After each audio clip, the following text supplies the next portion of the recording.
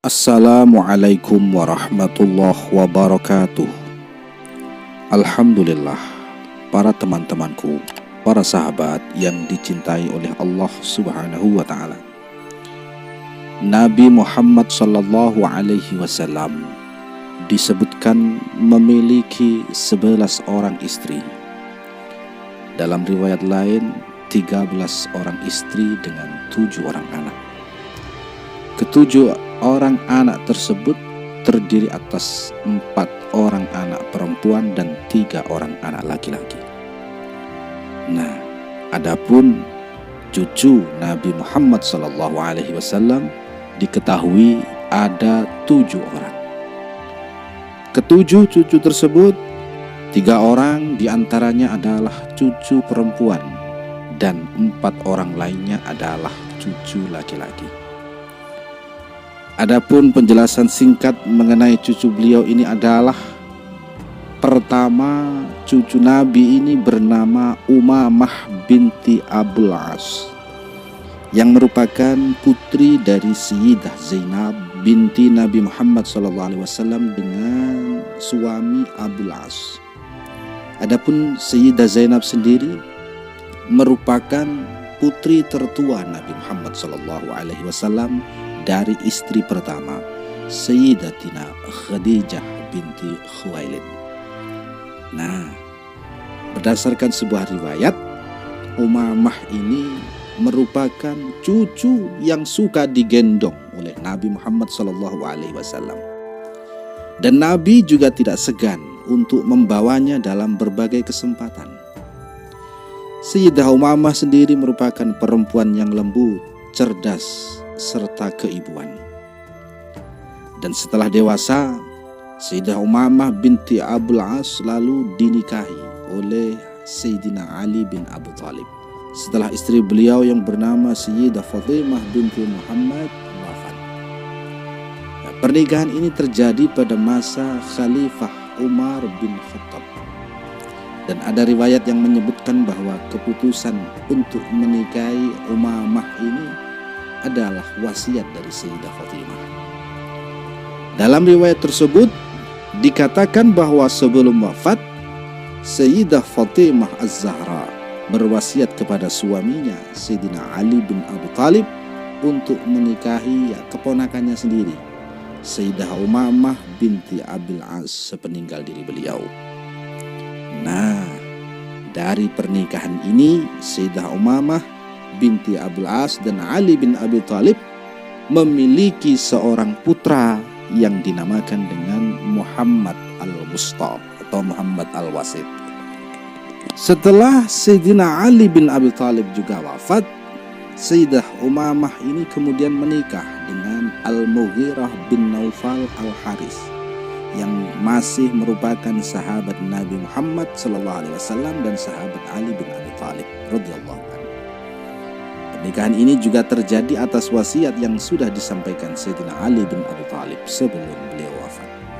Kemudian cucu yang kedua beliau Nabi Muhammad adalah Hasan bin Ali bin Abi Thalib karramallahu wajhah.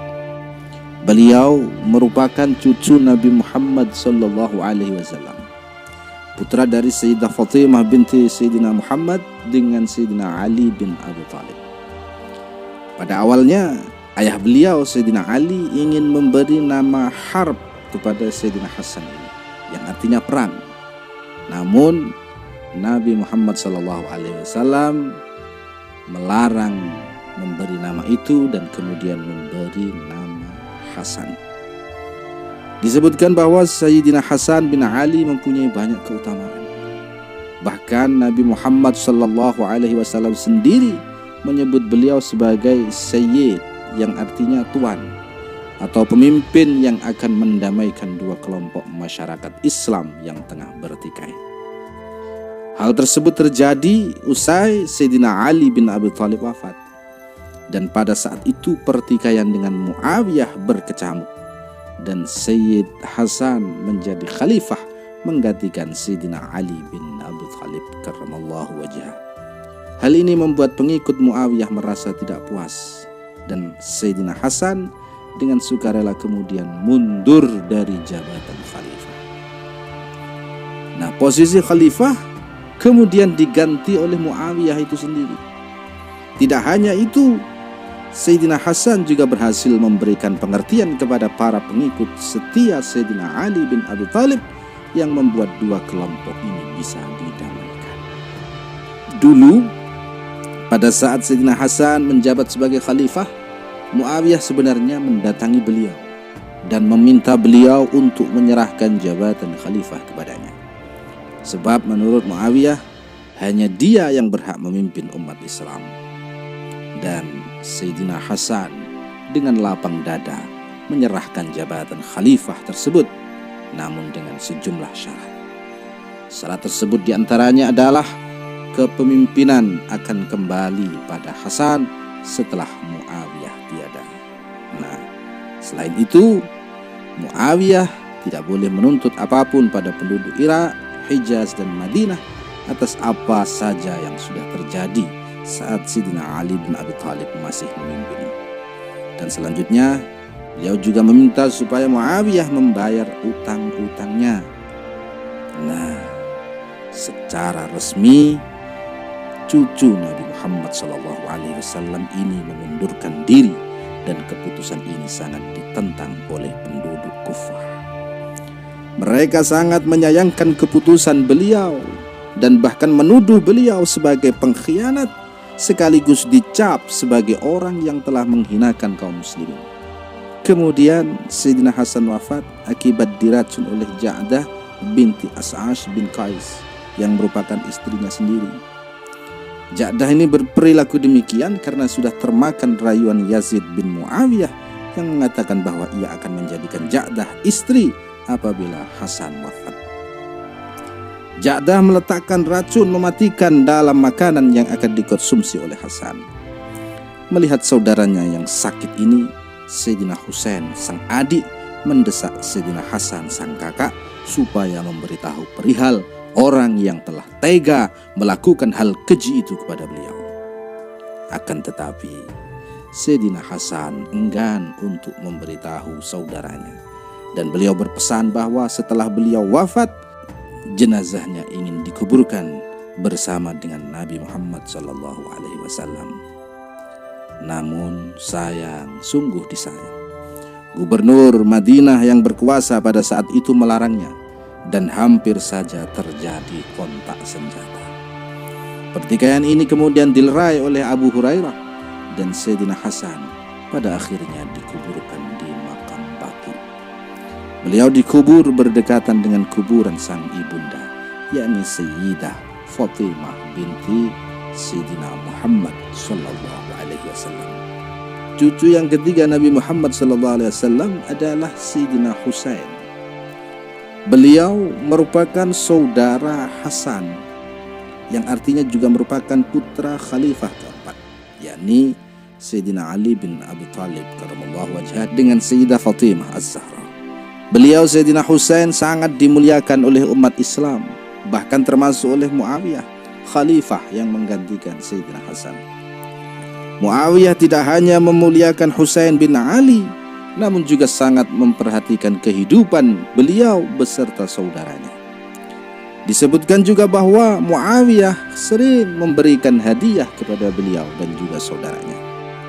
Namun pada saat Khalifah Muawiyah digantikan oleh Yazid bin Muawiyah anaknya, Husain dan juga Ibnu Zubair termasuk dalam golongan yang tidak mau berbaiat. Penolakan ini bahkan sudah terjadi saat Yazid ditetapkan sebagai calon pengganti Muawiyah, dan Muawiyah sendiri masih belum wafat. Penolakan ini membuat Sayyidina Husain dan Ibnu Zubair keluar dari Madinah dan menuju Mekah. Keduanya kemudian menetap di kota tersebut. Lebih lanjut lagi, penduduk Irak mengirimi beliau Sayyidina Husain banyak surat yang isinya adalah membujuk beliau agar menjadi pemimpin mereka. Bahkan dari sebagian surat tersebut ada yang menyatakan kegembiraannya karena Muawiyah sudah wafat. Nabi Muhammad SAW sendiri sudah pernah menceritakan perihal Husain yang akan wafat dalam kondisi terbunuh. Hal ini juga benar-benar terjadi dengan Sayyidina Husain yang terbunuh secara zalim dalam perjalanannya menuju Irak. Namun, mengenai usia berapa beliau terbunuh, para ulama berselisih pendapat. Ada yang menyebutkan beliau terbunuh pada usia 58 tahun. Ada juga yang mengatakan 60 tahun, 56 tahun, dan 55 tahun. Para sahabatku yang dirahmati Allah, cucu keempatnya Nabi Muhammad SAW adalah Zainab binti Ali bin Abi Thalib. Beliau ini juga merupakan cucu Nabi Muhammad SAW dari pasangan Fatimah Az-Zahra dengan Ali bin Abi Thalib. Beliau Sayyidah Zainab merupakan anak ketiga setelah Sayyidina Hasan dan juga Sayyidina Husain.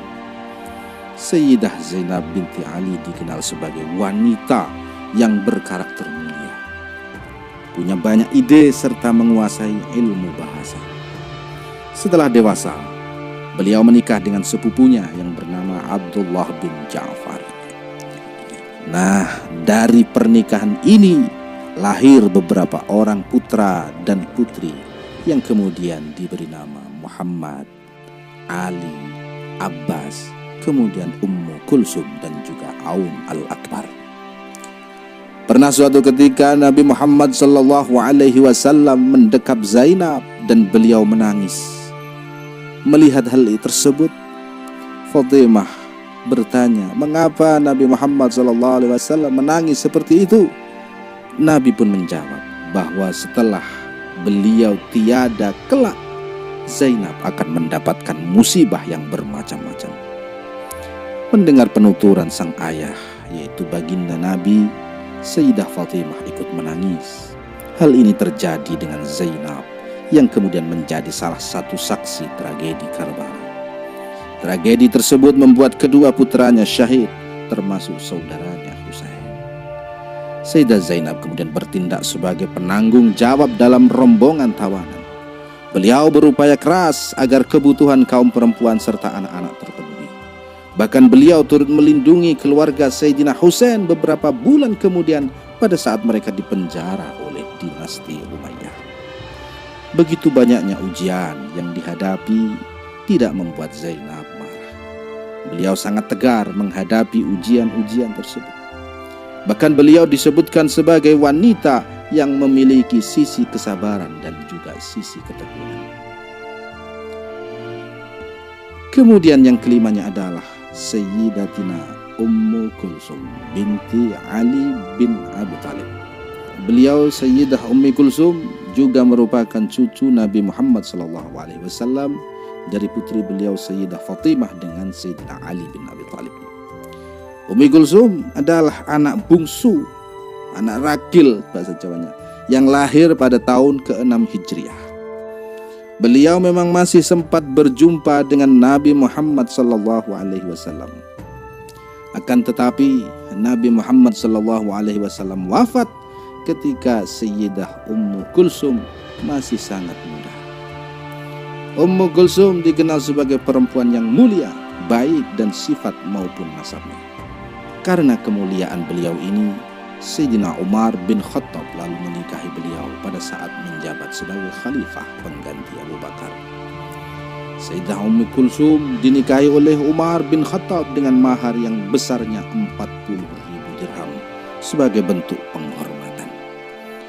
Nah, dari pernikahan ini lahirlah dua orang anak yang kemudian diberi nama Zaid bin Umar dan Ruqayyah binti Umar. Akan tetapi kedua putra dan putrinya tersebut meninggal dunia, dan tahun 23 Hijriah kemudian Ummi Kulsum kembali menghadapi kenyataan pahit, yaitu Sayyidina Umar bin Khattab radhiyallahu anhu wafat. Beliau wafat setelah ditikam oleh Abu Lu'lu' ketika mengimami sholat subuh. Meninggalnya Sayyidina Umar bin Khattab membuat Sayyidah Ummi Kulsum menjadi janda, yang bahkan pada saat itu usia beliau masih belum mencapai 20 tahun. Sepeninggal Umar bin Khattab, beliau dinikahi oleh Aun bin Ja'far bin Abi Thalib yang masih merupakan sepupu. Hanya saja Aun bin Ja'far juga wafat, yang membuat Ummu Kulsum kembali menjanda. Setelah menjadi janda, Beliau juga menikah lagi dengan saudara sepupu yang lain yang bernama Abdullah bin Ja'far bin Abi Thalib. Akan tetapi Abdullah juga tutup usia sehingga Ummi Kulsum menjadi janda untuk yang ketiga kalinya. Setelah menjadi janda kembali, Ummi Kulsum menikah dengan Muhammad bin Ja'far bin Abi Thalib yang juga merupakan saudara sepupu yang lain. Namun Ummi Kulsum wafat mendahului suami yang keempat ini, dan dari pernikahan yang berlangsung dengan 3 orang setelah Umar bin Khattab ini, Ummi Kulsum tidak dikaruniai anak. Cucu Rasulullah SAW yang keenam adalah Abdullah bin Utsman bin Affan radhiyallahu anhu. Dari pernikahan Ruqayyah putri Rasulullah SAW dan Sayyidina Utsman bin Affan radhiyallahu anhu, Nabi SAW mempunyai seorang cucu lelaki yang diberi nama Abdullah. Abdullah ini lahir ketika mereka sedang berhijrah di Habasyah, dan ia meninggal ketika masih kecil, yakni berusia 6 tahun di Madinah. Sedangkan pernikahan Ummi Kulsum, putri dari Rasulullah sendiri, dan Sayyidina Utsman tidak mempunyai anak, karena pernikahan mereka hanya berlangsung beberapa bulan saja. Kemudian yang ketujuh atau yang terakhir adalah Muhsin bin Ali bin Abi Thalib. Beliau merupakan putra kelima pasangan Sayyidah Fatimah binti Sayyidina Muhammad SAW dengan Sayyidina Ali bin Abi Thalib radhiyallahu anhu. Beliau merupakan putra bungsu yang saat kandungan masih berusia 6 bulan. Sayyidah Fatimah mengalami keguguran. Pada saat itu memang terjadi penyerangan ke rumah Sayyidina Ali bin Abi Thalib. Kisah para cucu Nabi Muhammad SAW mengajarkan banyak keteladanan, termasuk diantaranya kesabaran, kesederhanaan, dan gemar berbagi dengan sesama. Tentunya keteladanan ini bisa diterapkan dalam keseharian kita. Demikianlah para sahabatku sekalian, ringkasan kisah dan nama cucu Nabi Muhammad SAW yang perlu kita ketahui. Mudah-mudahan bermanfaat dan menginspirasi. Wallahu a'lam bishawab. Wassalamualaikum warahmatullahi wabarakatuh.